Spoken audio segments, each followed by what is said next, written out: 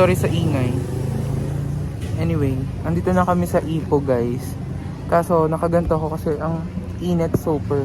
And we're here sa kainan. Pakita ko sa inyo. Ganito yung kainan kasi dito yung mga authentic na Chinese and Malaysian food. Dito sa Ipo. Yung food masarap siya. Pakita ko sa inyo yung mga in-order namin. Feet check. Mas gagawin ako. Ito ba gano'n may tayo nga? So, ito yung mga kasama ko ngayon, guys. Moments later.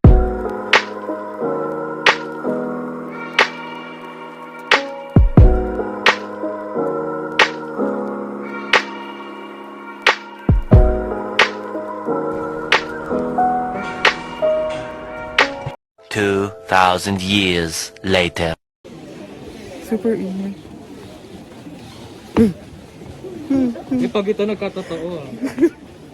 Umuuga kasi, Hihilahin guys. kita. Super init. Uy, huwag kang magturo ng magturo. Very Pinoy. So guys, dito na kami ngayon sa Kelly's Castle. Maganda yung story niya. Hindi siya unfinished castle siya. Based dun sa nakita namin history. Unfinished siya kasi devastated yung wife.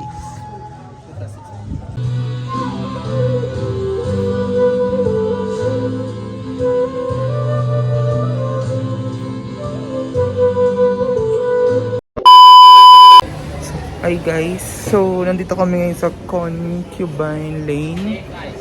Wherein parang dito yung mga street foods nila and night market. I'll show you kung ano yung mga meron dito. Wait. Yung ganyan, merong mga mochi. Yan, tapos merong mga parang candy strawberries also. Parang mga banana split siya guys. Hindi sila nag-wait sila. So, let's see kung anong mabibili namin dito. Bag. Ay, ito yung famous na parang ice shop. Ang daming pwedeng bilhin dito. Ang daming pagpipilian guys. Pero busog pa kami medyo. Ay, ito. Sorry. So, ay.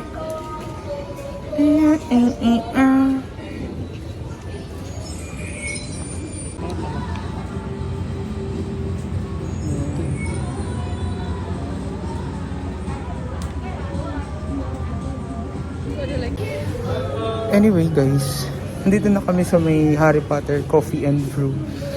Ang pangit ko kasi ang hangad ko na ang init super here. Bakit ako kung anong meron dito? Like, wait lang.